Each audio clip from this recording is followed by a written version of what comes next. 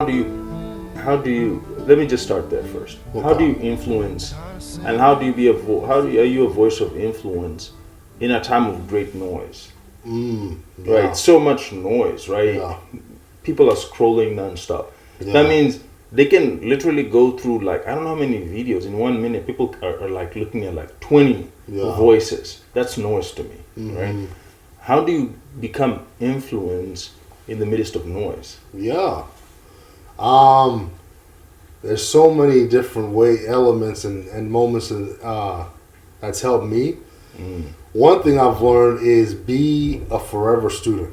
Be a forever student. If you want to be a teacher or a leader, the greatest teachers, the greatest leaders are the ones that never stop studying, right? And so something that's helped me out a lot Yeah. is surrounding myself with people who have nothing to do with the arts. I'll have the arts, but like the arts and people who, especially now, the younger generation, I'll reach out to like 5 people, and then the older generation of people in our generation, and just randomly I would ask them all the same questions, just general questions, right? Like, what do you feel about the time we're living right now? Like, what's really like bugging you? What do you wish was different? And every single time the answer is always the same. Funny enough, from every generation, the one constant I've realized is they always say, especially the Gen Zs, is we are hungry for authentic people. We live in such a perfect picture. You just mentioned it with social media, right? Everyone put in their perfect their outfits, everything, but people are hungry for authentic people. Think about anyone throughout history. Actually, you're the one that told me this when it came to when I was younger and I was just starting out. I remember you and two of my other leaders in music. I remember Pastor Ranjo and Pastor Ude, and these are all guys that raised me in this town in music. And all three of you said the same thing, and none of you know this until this moment right now. Yeah. You all said the same thing when it came to getting the best out of me. You all said, if you want to excel, don't look, and we mentioned this earlier when it came to your team. Don't do what everyone else is doing. Everyone else is looking at everyone else that's living now. He's like, you want to be an artist, and you haven't made it. Look at the people who made it. Yeah. You have their entire books from their beginning, their losses, their wins.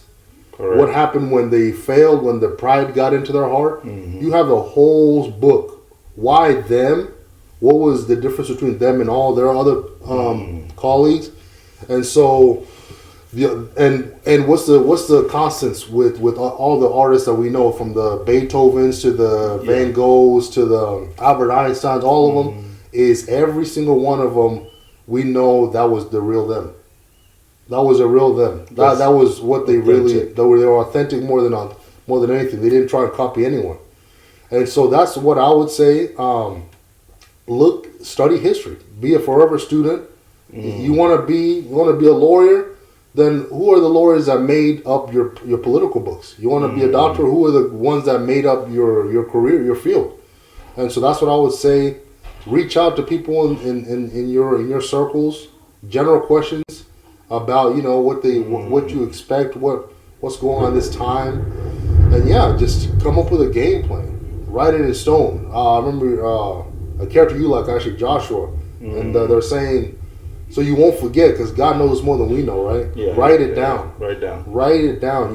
You get the blueprint, and then get people who are older than you to check it off that you can trust, and then go for it. See what happens. No, I like that, because we are like in a time of like me, myself, my truth, like, either I'm going to reach out only exclusively up to the older generation, and I'm not going to listen to the young. What in the world do they know? Yeah. Or, you know what, I'm going to be like Solomon's kid and be like, I'm not going to listen to the old people. They don't know nothing. I'm going to listen to the young people. Yeah. Right? Yeah. And so I like that. Like, it's not about like, it's about like broadening one's mind. That's what a student is, right? Yeah. Like, you're constantly like, I normally like to tell my students, you live on the falsification.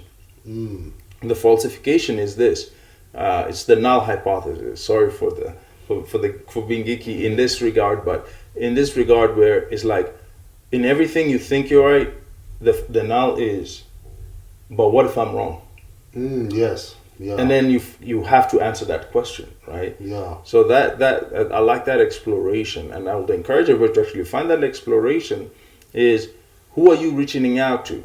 Are you only like surrounded by young people, and you're all a groupthink because you're or if you're older, are you only around older people? So you have a lot of people who are like constrained, like they're not creative. You go to their companies.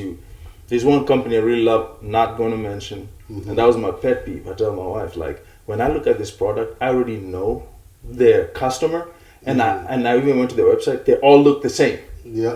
You know what I'm saying? Yeah. So their market is so small, while a company that does exactly the same thing are worth 10 times.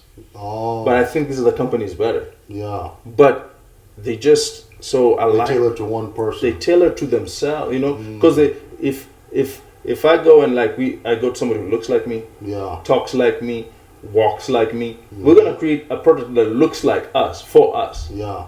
But and then I like that in analogy. If you bring it into music, your sound is cutting across.